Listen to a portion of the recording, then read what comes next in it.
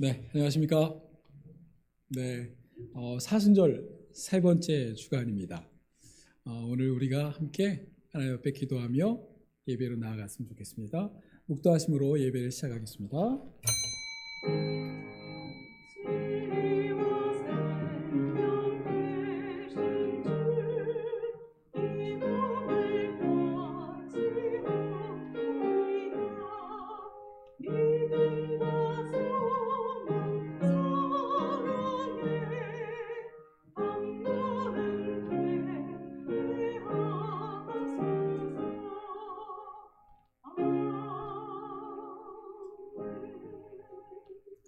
거룩하신 우리 아버지 하나님, 오늘도 저희가 함께 하나님을 예배합니다.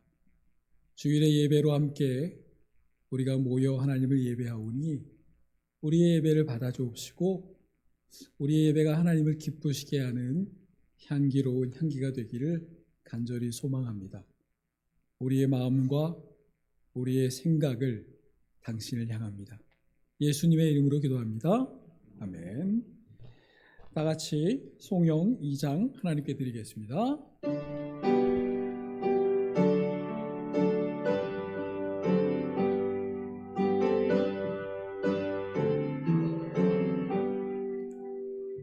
찬양 성부 성자 성령 성삼위일체계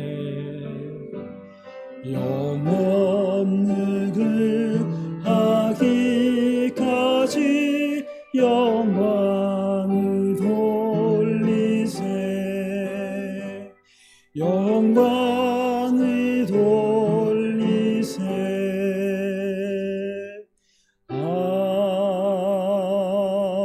아멘.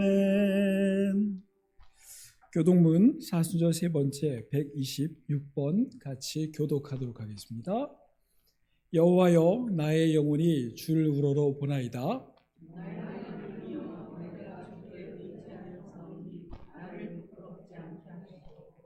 나의 원수들이 나를 이겨 개가를 부르지 못하게 하소서.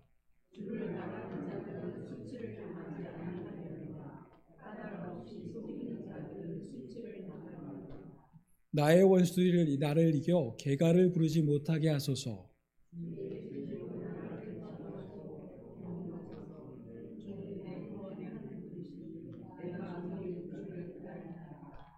여호와여 주의 궁휼하심과 인자하심이 영원부터 있었사오니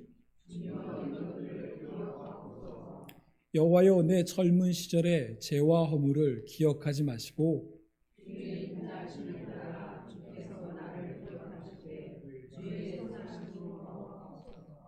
여호와는 선하시고 정직하시니 그러므로 그의 도로 죄인들을 교훈하시리로다.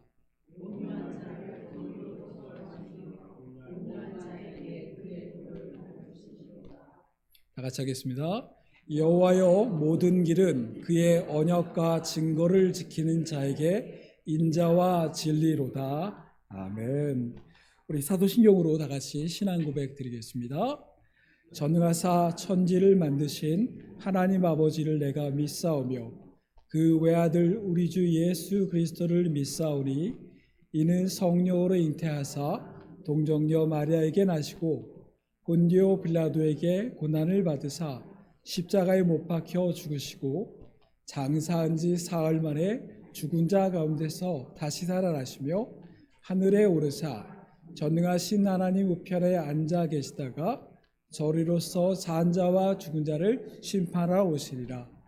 성령을 믿사오며 거룩한 공회와 성도가 서로 교통하는 것과 죄를 사여 주시는 것과 몸이 다시 사는 것과 영원히 사는 것을 믿사옵나이다.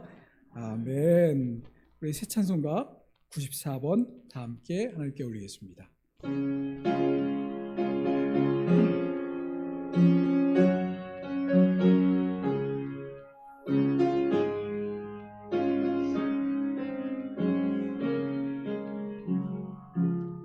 주 예수보다 더 귀한 것은 없네. 이 세상 부귀와 바꿀 수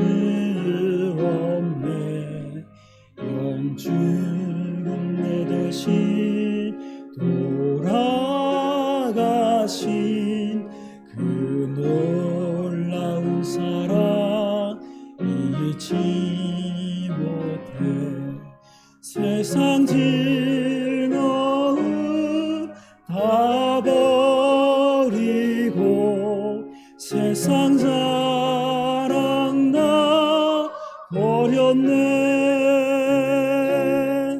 주 예수보다 더 귀한 것은 없네. 예수 밖에는 없네. 주 예수보다 더 귀한 것은 없네. 이 세상 명예와 바꿀 수 없네. 이전에 즐기던 세상 일도 주 사랑하는 마음 빼지 못해. 세상 즐거움 다 버리고 세상 자랑 다 버렸네. 주 예수보다 더 귀한 것은 없네. 예수 밖에는 없네. 주 예수보다 더 귀한 것은 없네. 이 세상 행복과 바꿀 수 없네. 유혹과 핍박이 몰려와도 주 섬기는 내 맘 변치 못해. 세상 즐거움 다 버리고 세상 자랑 다 버렸네. 주 예수보다 더 귀한 것은 없네.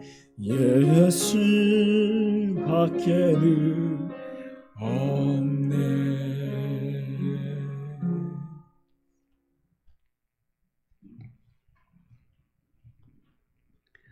기도하겠습니다. 내 길을 여호와께 맡겨라. 너를 의지하면 그가 이루시고 너의 얼을 빛같이 나타내시리라 하신 하나님 아버지, 우리의 삶의 봄의 기운을 함께 새로운 은혜를 허락하시니 감사합니다. 변함없는 사랑으로 오늘 저희를 품어주시고 주님의 크신 섭리 가운데 우리의 삶을 인도하시며 영광스러운 예배의 자리로 불러주심에 감사드립니다. 지난 한 주의 삶을 돌아봅니다. 예수 그리스도의 보혈로 구속하시고 하나님의 자녀로 삼아주신 크신 은혜를 생각하며 오직 상한 심령과 통회하는 마음으로 주 앞에 엎드려 있을 뿐입니다. 주님, 날마다 기도와 회개로 주 앞에 나아와 간구하게 하고 주의 은혜와 자비를 덧입어 회복하게 하여 주시며 주님 안에 참된 기쁨과 평안과 위로를 누리게 하옵소서. 우리의 영혼과 삶을 예수 그리스도의 피로 정결케 하여 주시고 하나님 나라를 누리며 살아가는 거룩한 백성이 되게 하여 주시옵소서. 이 나라를 위해 기도합니다. 분열과 갈등이 깊어지는 시대 속에서 솔로몬에게 주신 지혜를 주시고 이 땅의 지도자들에게 공의와 분별의 영을 허락하여 주시옵소서. 경제와 안보, 가정과 사업장에 기초가 흔들리지 않도록 하여 주시고 주께서 친히 울타리가 되어 주시옵소서. 이 시간 선포되는 생명의 말씀을 통해서 저희의 굳은 마음을 깨뜨려 주시고 말씀을 사모하는 영적 갈등을 회복시켜 주시옵소서. 육신의 욕망과 자아의 고집을 십자가 앞에 내려놓게 하시고 입술의 고백만이 아니라 삶으로 드리는 산제사가 되게 하옵소서. 주님, 주의 몸된 교회를 붙들어 주시옵소서. 세상과 타협하지 아니하며 오직 말씀 위에 세워진 교회가 되게 하여 주시옵소서. 그리스도의 향기를 이 땅에 드러내는 거룩한 공동체가 되게 하여 주시옵소서. 멀리 계시는 김영식 목사님, 사모님, 돌아오시는 날까지 영육간에 강건케 하시고 고나지 않게 하여 주시옵소서. 교환 모든 부서 위에 은혜를 더하시고 맡은 직분을 감당하는 동력자들에게 충성과 겸손을 허락하시어 서로 존중하며 사랑으로 함께하게 하여 주시옵소서. 특히 단위에 세우신 주의 종을 위해 간구합니다. 말씀을 선포하실 때 성령을 권능으로 덧입히사 말씀이 예온 성도들의 살아가는 삶의 통로가 되게 하여 주시옵소서. 목회 여정 가운데 낙심하지 아니하며 주의 위로와 평강으로 늘 함께하여 주시옵소서. 오늘 예배 가운데 임재하여 주시어 저희의 찬양을 들으시고 기도를 들으시며 말씀으로 저희를 새롭게 하사 예배를 통해 삶이 변화되는 은혜를 허락하여 주시옵소서. 예배를 통해 나아갈 때 십자가를 붙들고 담대하게 살아갈 수 있게 하여 주시옵소서. 제 삶 속에 동행하시고 살아계시는 예수 그리스도 이름으로 기도드립니다. 아멘.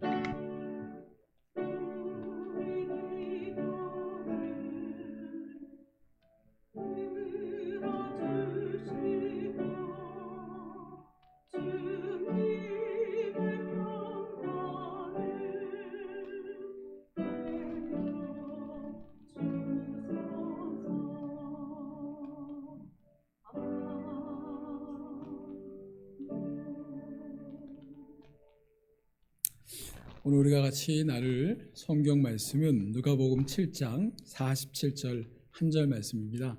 우리 다 같이 한 목소리로 읽어봤으면 좋겠습니다. 시작.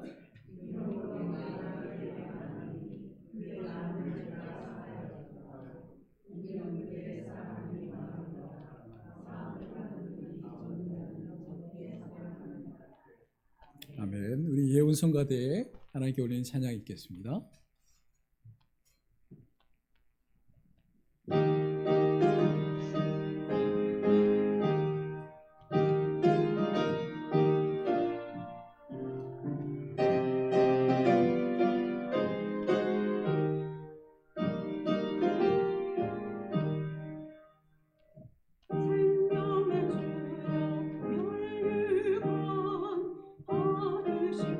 받으시옵소서.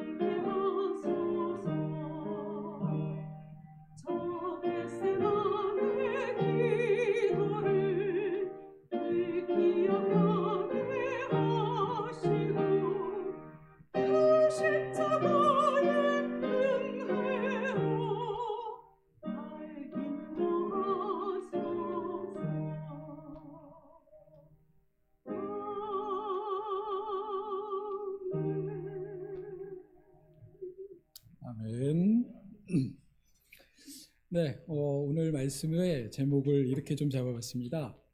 위대한 낭비? 약간 모순적이죠? 네, 위대한 데 낭비다. 잘 맞지 않는 것 같기도 합니다. 오늘 우리 말씀 들어가기 전에 지난주 복습 한번 해볼까요? 지난주 우리 누구 얘기했죠? 물론 여자입니다. 예, 에스더. 예, 에스더가 히브리식 이름이 아니라는 건 기억하시죠? 예, 페르시아 창씨 개명한 겁니다. 예, 어디로 갔다고요? 이스라엘에서 페르시아로 끌려간 거죠. 예, 이 지난주 얘기했던 그 페르시아 미나브 지역이라고 지금은 표현하고 있는데요. 공교롭게도 우리가 지난주 나눴던 성경 말씀의 그 본문의 그 지역에서 안타까운 일들이 지금 벌어지고 있죠. 사자레 타에베라고 이름하는 여자 초등학교가 있습니다. 미국의 오폭이죠. 175명의 여자 초등학생들이 모두가 다 사망하는 슬픈 사건이 벌어졌습니다. 아직까지 그 전쟁은 계속 이어지고 있고요. 우리는 이러한 와중 속에 어느 누가 이기기를 바라기보단 하나님의 뜻대로 이 땅 가운데 평화가 속히 임하도록 기도해야 하는 것이 우리 교회의 본분이 아닐까 이렇게 생각해 보면서 오늘의 이야기를 들어가 보려고 합니다. 앞에 보시면 꽃이 있습니다. 뭐죠? 네, 장미죠. 예, 5송입니다. 원하시는 분들은 선착순으로 받아가시면 좋을 것 같고요. 또 하나 있는데요. 예, 빵입니다. 장미와 빵. 뭐 오늘 무슨 연관이 있을까요? 예, 맞습니다. 1908년 시작되어졌는데요. 이 장미와 빵을 들고서 우리 여성들의 인권을 보호해달라는 그 운동이 시작된 것이 지금까지 이어지고 있는데요. 예, 그래서 공교롭게 오늘이 여성의 날입니다. 그래서 지난주 특별히 누가 성령 하나님에 대해 설교를 부탁하셨지만 여성의 날을 맞아요. 또 한 번의 여성을 여러분에게 소개할 수밖에 없음을 미리 양해를 부탁드리겠습니다. 네, 그렇다면 왜 여성의 날에 이 장미와 빵이 있었냐 하면요, 이런 의미가 있습니다. 장미는 여성의 인권을 보장해 달라는 의미로 이 장미를 들었는데요. 1908년만 해도 미국에는요, 여자가 투표에 참여할 수가 없었습니다. 예, 우리는 당연하게 지금은 투표에 참여하지만 우리나라도 전쟁 이후 그제서야 우리 여성분들에게 참정권이 주어졌던 것처럼 여성분들이 참여할 수 있는, 그러니까 여성이 한 사람의 머릿수로 세워지지 않았다라는 걸 예전에 성경을 통해 들으셨죠? 예, 아니 여성이 뭐 함량 미달입니까?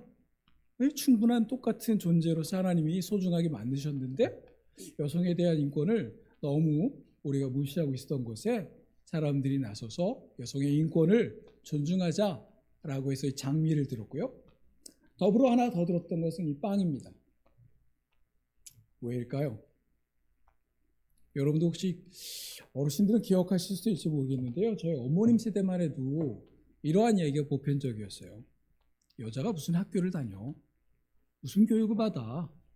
그냥 동생들이나 오빠들 뒷바라지만 해야지 라고 하면서 초등학교도 보내지 않고 그때 국민학교였죠. 예, 저희 막내 이모 같은 경우는 그렇게 고등학교를 가고 싶었는데 여자가 무슨 고등학교냐며 안 보내준 거에 평생 한이 됐다고 지금도 종종 이야기합니다. 그러면서 여자도 이러한 삶의 인권을 누릴 수 있게 해달라는 의미로 이 두 가지를 들고 이야기한 그러한 이야기들이 어느새 100년이 흘렀고요. 오늘에 이르렀습니다. 100년 전만 해도 여성분들의 인권이 이렇게 보호받지 못하던 시대였는데 그 100년보다 훨씬 더 그 이전, 그보다 더 훨씬 더 이전인 2000년이 넘는 전 이스라엘이라는 중동 지역에서는 여성분들이 어떻게 살았을까요? 상상이 되시죠? 훨씬 더 인격적으로 취급되지 못하고 여전히 투표권도 그리고 예배에 참여할 수 있는 권한도 주어지지 않은, 심지어 예배에 가잖아요. 성경을 읽는 것은 남자들에게만 허락되어진 일이었습니다. 여자들은 성경을 읽을 수 있는 권한조차 주어지지 않았던 그 시절에 오늘의 이야기가 시작되어집니다. 우리가 몇 번 이야기했었는데 성경의 지역들이 각각 의미를 갖고 있다고 했죠. 예수님이 태어난 마을 어디죠? 나사렛, 나자렛이라고 얘기했는데요. 이 나자렛이라는 의미는 여린, 잎사귀라는 뜻을 갖고 있습니다. 네, 뭐 그 동네가 여린 잎사귀들이 많이 있었다라는 건 이름을 통해서 알 수 있겠죠. 그렇다면 동네 이름이 망루, 망대, 뭐 이렇게 높이 세운 이렇게 지금은 등대 같은 거죠. 이런 것이 세워져 있는 마을, 이 마을 이름 뭘로 졌을까요? 망대 마을입니다. 오늘의 본문은 이 망대 마을에서 시작되어졌는데요. 그 옆에도 또 비슷한 이름이 있어요. 옛날에 나훔 선지자라는 사람이 살았다고 해서 나훔의 마을, 크파르 나훔, 우리는 가버나움이라고 부르죠. 그렇다면 성경은 망대가 있는 이 도시, 이 마을을 뭐라고 불렀냐? 막달라라고 불렀습니다. 그래서 오늘의 본문의 배경은 이 막달라에서 시작되어지는 이야기입니다. 이 막달라 마리아라고 하는 우리가 잘 알고 있는 사람이 오늘의 본문의 주인공인데요. 이 막달라라는 지역은요, 이 갈릴리 지역의 어촌 마을이에요. 이 망대가 있다라는 그만큼 어촌에 대해서 많은 사람들이 어업에 종사했다라는 건데요. 이 배경을 좀 이해할 필요가 있어요. 이 갈릴리가 호수라고 하지만 호수라기 너무 큽니다. 이 가로가 13km, 그리고 세로가 24km, 둘레가 대략 한 170, 이 정도 키로가 된다라고 하니 뭐 걸어서 다니면 한 일주일이면 마을 호수를 한번 걸어볼 수 있겠죠. 그렇게 큰 지역입니다. 이 지역에서 이제 벌어진 일인데요.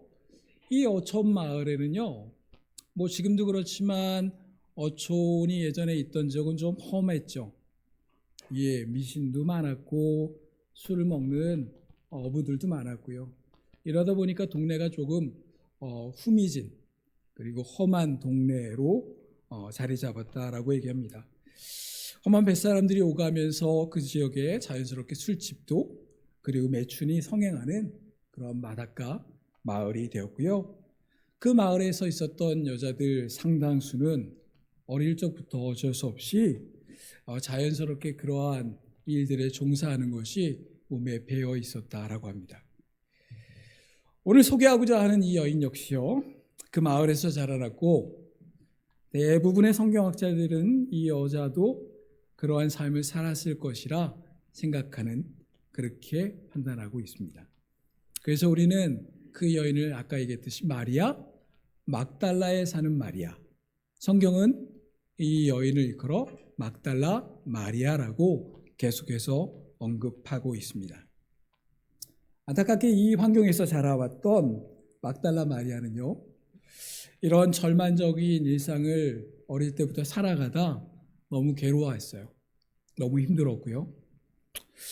그래서 몸과 마음이 너무 피폐해진 상황에서 하루하루를 살아가다 안타깝게 귀신에 들리는 일까지 맞이하게 됐다라고 이야기합니다.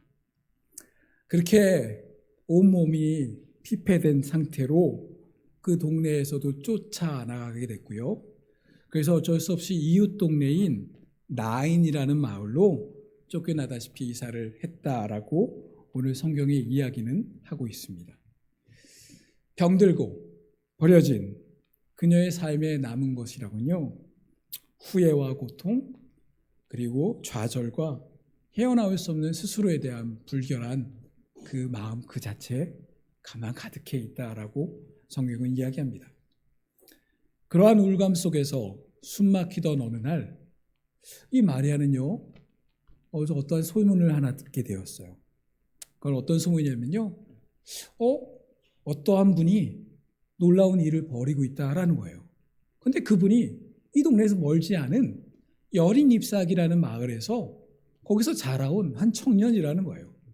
그 청년이 이제 그 동네를 돌다 이제 자기가 살고 있는 나인이란 마을에도 얼마 전에 또 오셨다라는 소문을 듣게 된 거죠. 그분의 이름이 예수라고 들었다고 그래요.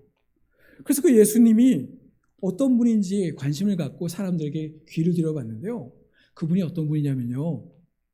슬픔을 당한 사람들, 아픔을 당한 사람들, 이러한 사람들을 위로하시기에 아주 넉넉한 마음씨를 갖고 계신 분이라는 거예요. 게다가 심지어는 얼마 전에 죽은 과부의 아들을 살려내기까지 하는 대단한 능력을 갖고 있는, 그래서 누군가는 그분을 선지자라, 누군가는 그분을 메시아라고 부르는, 정체는 알 수 없지만 대단한 분이라는 소문이 들려왔던 거예요. 이런 분 한번 만나보고 싶은데 스스로 막살라 마리아는 생각했어요. 혹시 이런 분이라면 나 같은 사람도 이해해 주시지 않을까? 혹시 이런 분이라면, 이렇게 대단한 분이라면 나 같은 사람도 위로해 주시지 않을까? 그러면서 한 마음이에요. 아니야. 나 같은 사람은 누가 나 같은 사람을 용납하고 위로하겠어. 나 같은 죄인은 거들떠보지도 않을 거야. 이러한 마음들이 계속 마음속에서 왔다 갔다 하며 주저주저했다라고 해요. 그러면서도 그녀는 예수님을 멀찍이라서 좀 보고 싶은 마음에 조심스럽게 집을 나섰고요. 가까이 가지는 못한 채 멀찍이서 저기서 예수님이 사람들 사이에서 이야기하는 것을 빼꼼히 지켜보고 있었던 거예요. 멀리서 잘 들리지는 않았어요. 무슨 말씀을 하시는지. 누가복음에 예수님이 저기서 무슨 얘기를 했는지는 잘 설명을 못하고 있어요. 왜냐하면 멀리 있었기 때문이겠죠? 근데 그 들리지 않는 몇 개의 단어들이 들리는데도 불구하고 그 한 말씀 한 말씀이 꼭 자기를 향하는 것 같다라는 거예요. 자기의 마음을 꼭 위로하는 것 같다라는 거예요. 그렇게 느껴졌어요. 그래? 그럼 나 같은 사람도 이해해 주시고 위로해 주고 용서해 주지 않을까? 그러면서 또 한 마음에서 또 하나의 생각이, 아니야, 나 같은 사람을 어떻게 용서해? 내가 살아온 삶이 있는데 누구도 나를 받아줄 수 없을 거야. 이러면서 이런저런 내면의 갈등으로 또다시 주저주저 하고 있었다라고 해요. 이제 예수님이 저 멀찍이에서 하던 얘기가 이제 어느 정도 다 끝나가고 이제 예수님이 이제 주섬주섬 일어나서 어디론가 가려고 하는 거예요. 근데 보니까 그 나인이라는 마을에 좀 잘난 체하는 사람이 있었거든요. 부자이기도 하고요. 대단히 자기가 신앙심이 좋다라고 좀 의시되는 사람이었어요. 이 사람이 예수님한테 다가가더니 예수님을 집으로 초대하는 거예요. 그러면서 예수님이 그 사람과 걸어가서 그 사람 집으로 들어가네요. 그러면서 이제 식사 시간이 돼서 이제 예수님을 그 안에서 식사 준비하는 그러한 것을 보게 되었다라고 합니다.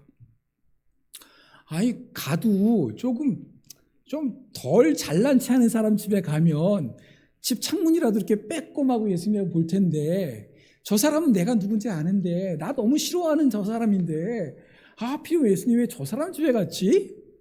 라고 하면서 마음속에 더 주저주저했지만 그래도 예수님을 보고 싶은 마음에 이 여자가 다시 한번 용기를 낸 거예요. 그래서 용기를 냈는데 어떠한 행동을 했냐면요. 먼저 집으로 막 달려갔어요. 집으로 달려가서 집 찬장 안에 몰래 감추어둔, 너무나도 소중하게 감추어둔 한 가지를 꺼내왔습니다. 그 소중한 것을 그것을 가지고 이제 예수님한테 달려가기 시작하는 거예요. 그것은요, 가난한 그녀에게 있어서 그녀를 지켜줄 유일한 것이었어요. 지금은 내가 이렇게 어렵지만 나의 노후 생활에 이게 나를 지켜줄 거라고 믿었던 거였어요. 사람들이 나를 무시해도 내가 이걸 가지고 있으면 쉽게 무시하지 못하는 그것을 이제 들고 예수님께 돌아갔습니다. 수없이 용기를 내고 다가섰지만 막상 예수님 앞에 서자 그녀는 눈물밖에 나지 않았어요. 제 사정이 무엇인지, 제가 어떤 일을 겪었는지, 내가 어떠한 아픔과 어떠한 고난이 있었는지를 설명하고 싶었거든요. 근데 예수님 앞에 딱 서는 순간 아무 말도 나오지 않는 거예요. 여러분도 그런 경험 있지 않아요? 너무 힘들고 너무 아프고 너무 괴로우면요, 이게 기도도 나오지 않아요. 말도 나오지 않는 거예요. 내가 이렇게 어려웠어요 라고 예수님한테 막 퍼내고 싶었는데 예수님 앞에 탁 서는 순간 말문이 턱 막혀버리는 거예요. 여기서 말들이 막 웅성웅성 되는데 입은 탁 막혀버리고, 그럼 어떻게 되죠? 하염없이 눈물만 뚝뚝뚝뚝 떨어지게 되는 거죠. 네, 그렇게 흘린 그 눈물이 이제 한 방울씩 떨어지면서 그 눈물이 앞불서 예수님 발등에 뚝뚝 떨어지는 거예요. 사람들은 당황했어요. 이게 뭐야? 아니 왜 저런 일을 벌이게 하는 거야? 그러면서 그녀는요, 그녀 또한 당황했지만 주변의 사람들 당황해서 이거 어떻게 해야 되지? 옆에서 바라보고 있던 바리새인 집주인은요 더 당황했어요. 아니, 세상에 내가 그렇게 싫어하는 그 여인이 내 집에 들어와서 예수님 앞에서 저렇게 눈물을 흘리고 그 발등에다 눈물을 뚝뚝뚝 떨어뜨린다고? 아니, 세상에 이런 일이 벌어지다니! 근데 그 여인이 그 다음 하는 행동은요 더 상상을 초월하는 거였어요. 갑자기 예수님 발등에 무릎을 꿇고 그러고 나선 그 발등에 흘려진 그 눈물을요 닦기 시작하는 거예요. 그리고 나선 가져왔던 그 소중한 저 보이는 옥합을 그분 발 앞에 가지고 왔죠. 누구도 몰랐어요, 그 안에 뭐가 있을지. 근데 그 여인이 그 옥합을 뚜루룩 쪼르륵 흘리자 그 안에서 엄청난 것이 흘러내리는 거예요. 뭐였죠? 향유. 여러분, 지금으로 따진다면 뭘로 비칠 수 있을까요? 비트코인? 아니면 금? 예? 아니면 뭐 통장 잔고? 예, 나를 지켜줄 집 문서? 예, 그렇다고 여러분 이런 거 헌금하라는 게 아닙니다. 예? 그런 얘기 절대 아니니까 오해하지 마시고요. 그러니까 그녀에게 있어 가장 값비싼 거를 저 안에 담겨져 있는 그 귀한 걸 예수님의 발 위에 조르륵 따르는 거예요. 그러고선 그 예수님의 발 위에 닦여진 흘려진 그 향유를요 예수님 발에 살포시 바르고 있는 거예요. 그 비싼 걸 그저 물로 닦아도 충분하거든요. 여러분, 이게 낯선 풍경이 아니에요. 나그네나 귀한 손님이 자기의 집에 초대받으면요 그 집주인은 그 객을 위해서 발을 씻을 물을 갖다 주고요, 그 집에서 가장 낮은 사람, 하인이나, 죄송합니다, 그 당시 여성들이 그 객의 발을 닦아주는 것이 보편이었어요. 그러니까 물로 해도 되는 거예요. 예, 깨끗하지 않아도 돼요. 발만 씻기면 되니까요. 그렇게 누구나 다 닦을 수 있는데 바리새인 집주인이 먼저 닦아주려고 이렇게 세수대야에다가 이렇게 물을 뜨고 가고 있는데 갑자기 그 여인이 몰래 들어와가지고 예수님 발에다 눈물을 뚝뚝뚝 흘리고 그리고 나서 그 위에다 향유를 부어서 닦고 있는 걸 보니 이게 너무 당황스럽죠. 몇몇 사람들은 수근수근거렸어요. 아니, 왜 저런 쓸데없는 짓을 하는 거지? 저희 누구야? 저희 누군데 저렇게 낭비를 하고 있는 거야? 라고 하면서 사람들이 수근수근거려요. 그러나 여기에서 가장 화나는 사람 누구요? 집주인. 이 집주인이요 너무너무 화가 났어요. 그래서 이제 이렇게 이야기하는 겁니다. 보시죠. 말씀 보여주시겠습니까? 같이 한번 읽어주시면 감사하겠습니다. 시작.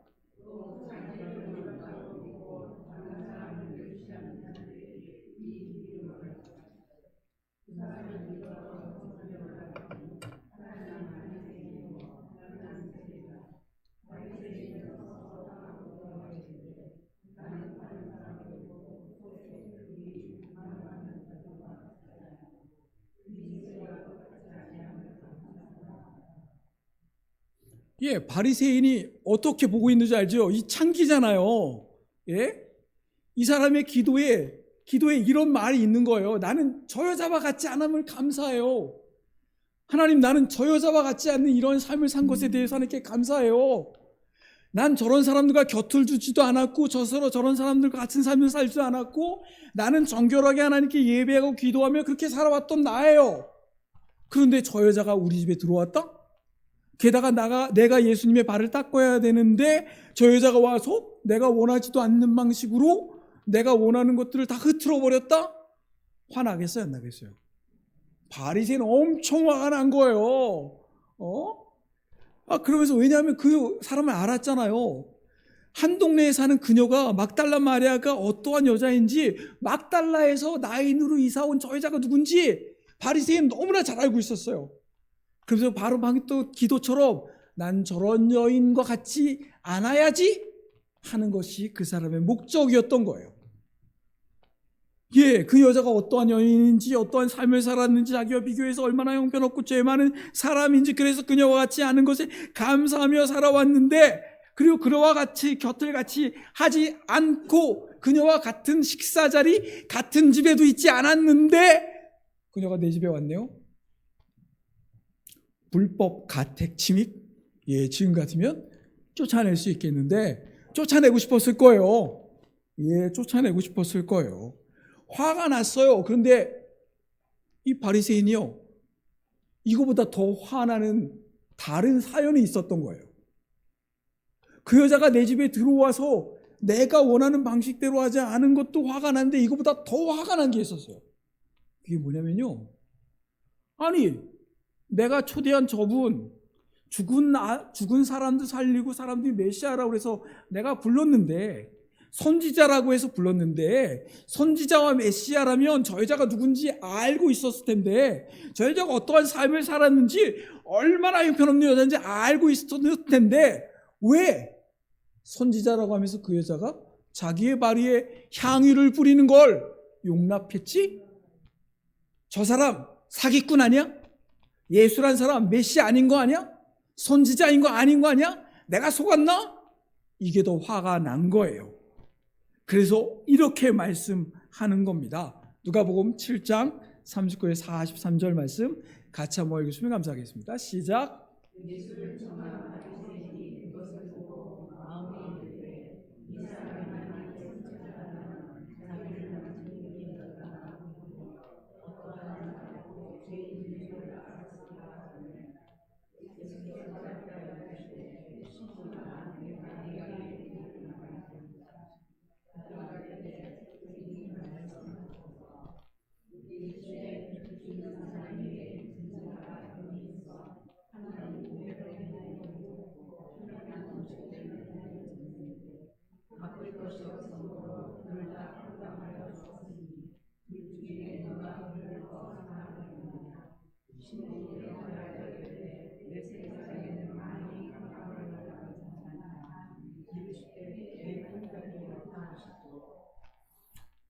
집주인이 이렇게 분노하는 것을 보시고 예수님이 집주인한테 얘기 안 하셨어요. 참 예수님도 참 돌려가기를 잘하셔요. 예, 집주인한테 얘기하면 되는데 집주인이 그 화난 걸 보고요, 오히려 시몬한테, 제자들한테, 야, 내 얘기 좀 들어봐 하면서 이렇게 얘기하는데요, 그 얘기는 누가 들었다고요? 바리새인이 들었겠죠.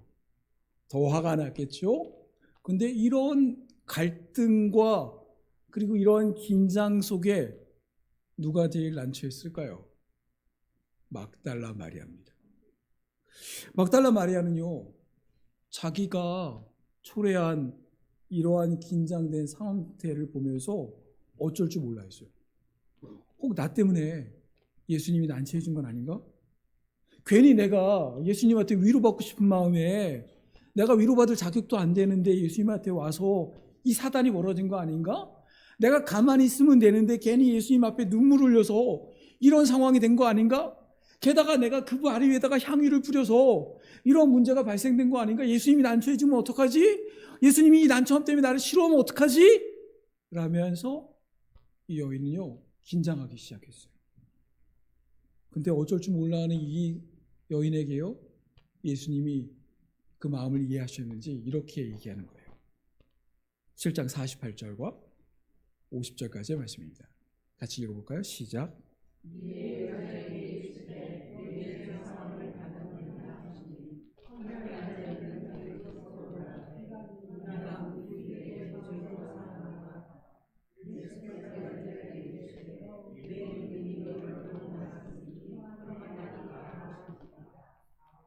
여러분 이 말의 어투가 느껴져요? 예? 우리가 상상해 보자면 이 말을 참 안타까운 건 정말 예수님 시대에 녹음기라도 있었으면 예수님이 이 말을 어떻게 따뜻하게 이해할 수 있을 것 같은데 분명히 이 말은요 되게 따뜻하게 얘기하셨을 거예요. 잘못 살았다고, 나쁜 여자라고, 죄인이라며 사람다운 눈길 한 번 안 받아본 그러한 여자한테 세상에 단 한 번도 들어보지 못했던 따뜻한 음성으로요, 괜찮아, 이제 용서받았어, 너도 너 자신을 용서하고 이제 받아들이렴, 두려움 속에서 내가 너를 이해한단다, 위로하고 용서할 수 있으니까 이제 평안히 마음을 가지렴, 이렇게 얘기하시는 그분. 예, 그러면서 그분은 이렇게 얘기하죠.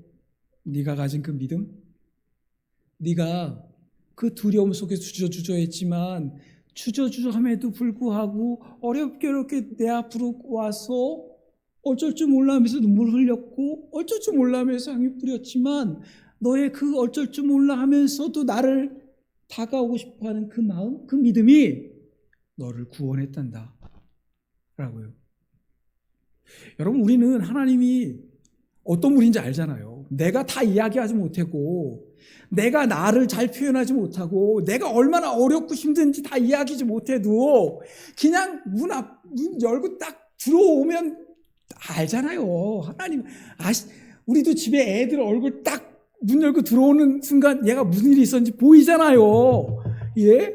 그것처럼 예수님은요, 하나님은 우리가 말하지 않아도 우리의 상황 속에 있는 뭔가를 다 알고 계신 그분이셨기 때문에 말하지 못하는 그녀의 그 주저함 속에 있는 그 믿음을 다 보셨다라는 거예요. 괜찮아요, 여러분. 대단한 기도하지 않아도 되고요. 대단한 설명을 하나님께 아뢰지 않아도 돼요. 그냥 상한 마음, 아픈 마음. 그럼에도 불구하고 터벅 와가지고 하나님 앞에 예배한다고 앉아있는 이 모습 그 자체만으로도 충분하다니까요. 괜찮다니까요. 향유가 없어도 괜찮다니까요.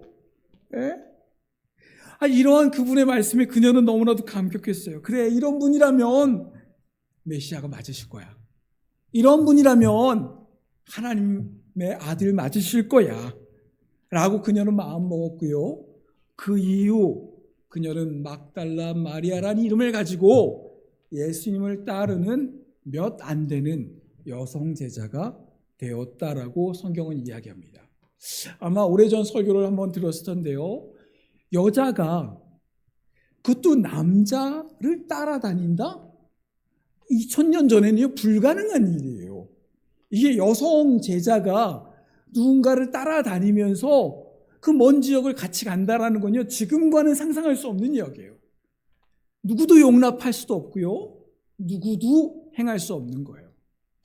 그럼에도 불구하고 이 막달라 마리아는요, 이 이후 예수님을 따라다니며 그분의 제자로서 예수님의 이야기들을 보고 경험했다라고 이야기합니다. 우리 이 점에서 한번 생각해 볼까요? 자, 우리는 많은 설교를 듣죠. 여인이 향유 옥합을 가져다가 그것을 향유 옥합을 깨트린 사건은 이 사건이 아닙니다. 예, 이거는 첫 번째 향유고 두 번째 또 향유 옥합을 깨트린 일이 또 있어요. 예, 그러니까 첫 번째 이 여인이 했던 것들 보면서 대단한 여인이다. 우리도 우리가 가지고 있는 것으로 소중한 하나님께 드려야 된다라고, 옛날이겠죠. 요즘 잘 이런 설교 안 하는데 이런 설교들을 종종 했지요. 예. 그러면 늘 얘기했듯이 오늘의 설교는, 오늘의 성경 말씀은 여러분도 이 막달라 마리아처럼 대단한 여인이 되십시오가 설명의 메시지일까요? 성경이 위인전이 아니라고 그랬죠. 성경은 오롯이 그 성경의 포커스가 하나님께 가 있어요. 그렇다면 이곳에서 우리가 늘 주인공으로 삼던 막달라 마리아의 헌신과 향유값을 부은 행위가 중요한 것이 아니라고 한다면 과연 이 상황에서 중요한 메시지는 무엇일까요? 저는 고민해 봤어요. 이 상황에서 이 장면에서 누가 더 낭비가 심한 것인가? 향유를 부은 그 여인이 낭비가 심한 것일지, 아니면 가치 없고 용서받지 못할 여인을 구원해 주시고 은혜를 베푸신 예수님이 더 낭비벽이 심하신 분일까? 여러분, 네이버라는 곳에 낭비를 치면요 저렇게 나옵니다. 시간이나 재물 따위를 헛되이 헤프게 사용하는 것. 네, 사실 예수님의 입장에서는요, 예수님 입장에서 보자고요. 예수님 입장에서 향유가 아니라도 그 이상의 값어치가 있는 것이라고 해도 뭐 그게 예수님 입장에서 특별히 다를까요? 예? 뭐 우리 입장에서는 향유가 굉장히 비싸고 좋은 것이라고 하지만 모든 것을 창조하시고 모든 것을 가지고 계시고 모든 것의 주인이신 분 입장에서 향유나 시냇물이나 구정물이나 그 값어치가 뭐 대단하게 느껴지시겠어요? 예수님 입장에서는요, 그 가치가 그렇게 중요하게 느껴지는 건 아니에요. 예. 상상해 보기는요, 굳이 그녀가 향유가 아니라 그냥 주변에 있는 물을 떠다가 예수님의 발을 닦이면서 했어도 뭐 비슷한 상황이 벌어지지 않았을까? 라고 상상은 해봐요. 예. 포로 입장에서 예수님 입장에서는 뭐 향유라고 해서 특별히 그녀가 대단한 믿음을 보였다 라고 판단하신 것 같지는 않아요. 그저 그녀가 그 아픈 상황에서도 하나님께 나와왔던 그 모습, 그 자체, 그 믿음이 소중하고 귀한 것이죠. 그러니까 대단한 향유를 헌금하지 않아도요, 대단한 금액을 헌금하지 않아도요, 2렙돈만 헌금해도요, 예수님 입장에서는 이 것이 커 보이는 거예요. 우리 말씀드렸죠. 2렙돈의 과부의 그 헌금이 얼마나 위대한 걸 들었잖아요. 2렙돈, 예수님 입장에서 2렙돈이나 1억이나 별 차이 안 나요. 10억이나 10원이나 별 차이 안 나요. 그렇다고 할 수 있는데 적게 하실 필요는 없죠. 예, 뭐 자유롭게 하시면 됩니다. 그러나 예수님 입장에서 보면 어떨까요? 예수님 입장에서 좀 달라요. 의로우신 그분께서는 옳고 그름을 판단하시고 선과 악을 구별하시고 상과 벌을 내리시는 우주의 공평하신 창조자이세요. 질서의 하나님이세요. 그분은 선한 것과 악한 것을 구분하시고 좋은 것과 나쁜 것을 이해하시고 그것의 질서와 균형을 주시는 그 질서를 유지하시는 분이에요. 그런데 누군가의 죄를 용서해 줬다라는 건요, 그 질서를 깨트리는 거죠. 그럼 어떻게 해야 돼요? 누군가의 잘못을 용서해 줬다.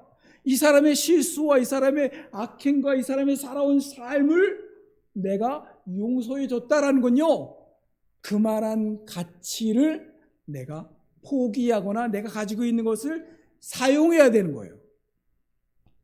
그런 측면에서 봤을 때 이 여인, 예수님이 자신이 갖고 있는 위대한 것들을 그 여인을 위해서 낭비하실 필요가 있었을까요? 그러한 존재인가요? 그 여인 대단한 존재였나요? 예? 대단한 영향력을 갖고 있는 분이었나요? 아니면 위대한 정치인이었나요? 아니면 대단한 부유한 사람이었나요? 아니요. 누구도 거들떠보지도 않고 누구도 알아보지도 않고 있어도 모르는 척 보이지 않는 그러한 사람, 그러한 존재밖에 되지 않았음에도 불구하고 왜 예수님은 위대한 것들을 포기하고 낭비하면서까지 이 여인을 구하시려고 하셨을까요? 이분이 낭비한 건 뭐죠? 이분이 이 여인을 용서하면서 이분이 낭비하신 것 뭐지요? 생명. 십자가. 자신의 피, 자신의 살, 자신의 목숨을 낭비하면서요, 이 여인을 구하신 거예요. 여러분, 십자가의 사건은요, 이러한 의미가 있어요. 도무지 용서받지 않아도 되고 도무지 구원받지 않아도 되는 존재들을 위해서 하나님이 위대한 낭비를 하셨다는 거예요. 자신의 생명을 이 가치 없는 것을 위해서 소모하셨다라는 것에서 십자가는 의미가 있는 겁니다. 오늘 사순절 셋째 주지요. 우리 사순절은 무엇을 위해 달려가고 있죠? 예수님의 부활의 사건. 그런데 부활의 사건 이전에 뭐가 있어요? 십자가의 사건이 있잖아요. 그 십자가에서 그분이 하신 건 뭐지요? 낭비예요. 저와 여러분들을 구원하기 위해, 그리고 오래전 막달라 마리아를 구원하기 위해, 그리고 우리의 믿음의 선배들을 구원하기 위해, 가치 없는 우리들을 위해 그분의 생명을 낭비하신 사건이 십자가의 사건이고, 그것을 기념하기 위해 우리가 1주차, 2주차, 3주차까지 걸어오고 있다라는 거예요.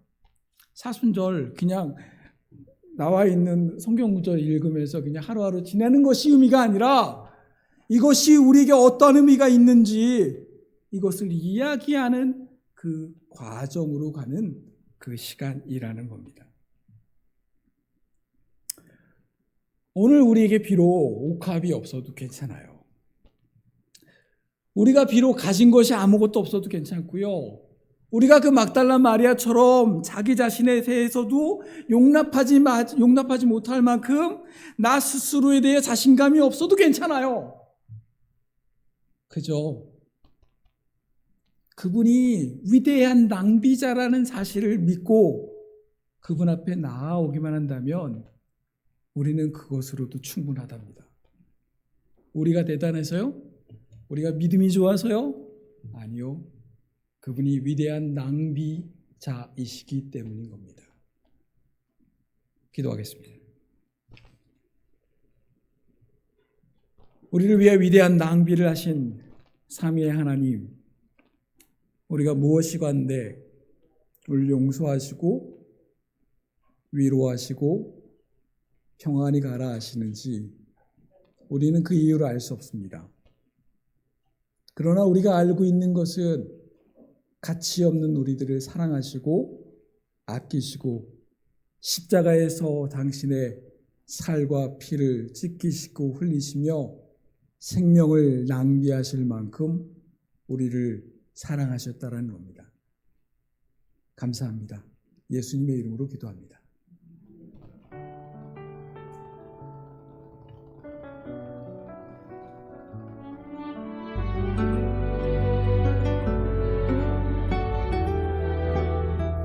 어두운 막달라 밤 하늘 같은 내 죄 버림받은 그녀 외로움에 울던 밤 눈물 한 방울 주님께 부어드려 세상의 시선도 이제 믿음으로 갈릴리 바람에 파도는 거세지만 그 손길 따스히 나를 감싸나 두려운 눈빛도 홀로 설 때에도 사랑의 품에 죄 사함 받았네. 끔찍한 유부 얻은 그 순간 의로운 자들 비웃지만 주님의 사랑은 변함없이 내게 흘러넘치는 은혜가 몰되어 위대한 낭비 사랑의 양유여 흘러내리는 은혜가 물처럼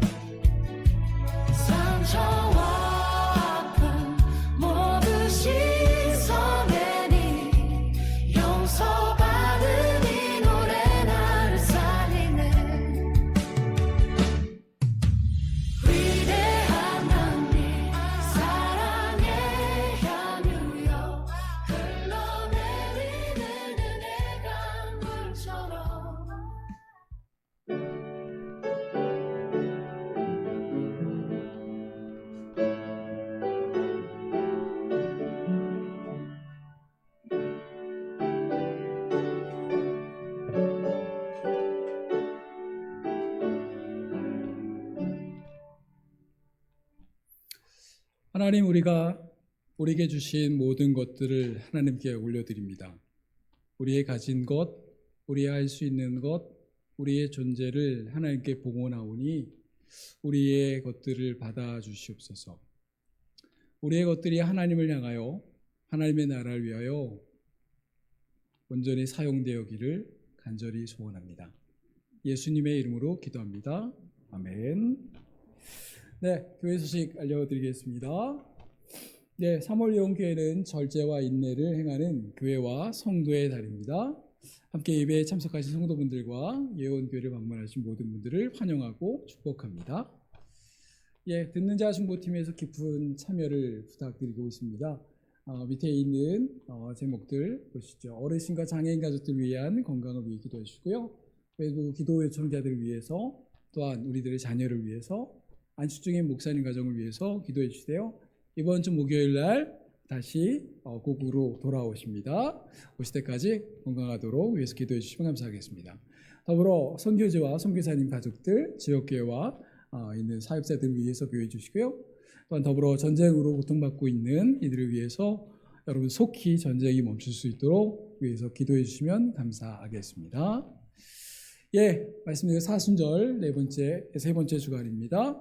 40일 새벽 묵상으로 함께 동행하시기를 권면드리겠습니다. 네, 우리 사랑의 주님이 함께 하시고 숙도로 예배에 폐회하도록 하겠습니다. 같이 할까요?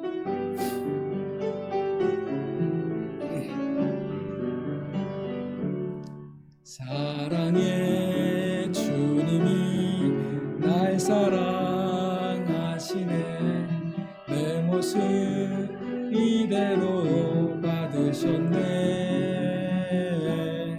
사랑의 주님이 날 사랑하시네. 나도 널 사랑하며 섬기리. 기도하겠습니다. 우리를 너무너무 사랑하시는 하나님, 아무리 생각해도 우리를 왜 사랑하시는지 잘 모르겠지만 그럼에도 우리를 계속 사랑하시는 그 하나님의 그 은혜로 말미암아 저희가 오늘도 교회로 모였습니다. 오늘 저희가 이곳에서 모여 하나님을 예배하고 이제 하나님의 뜻대로 살아가는 일주일을 시작합니다. 저희들의 삶 가운데 함께 해주시고 하나님의 사랑받은 존재로서 우리의 삶을 살아가게 하여 주시옵소서. 이제는 예수 그리스도의 은혜와 하나님 아버지의 극진하신 사랑과 성령님의 늘 함께 하시는 그 친밀한 도우심이 하나님께 사랑받아 살아가는 우리 모든 성도들과 그 가정과 일터와 그 모든 순간에 이제로부터 영원토록 함께 있기를 간절히 축원하옵나이다. 아멘.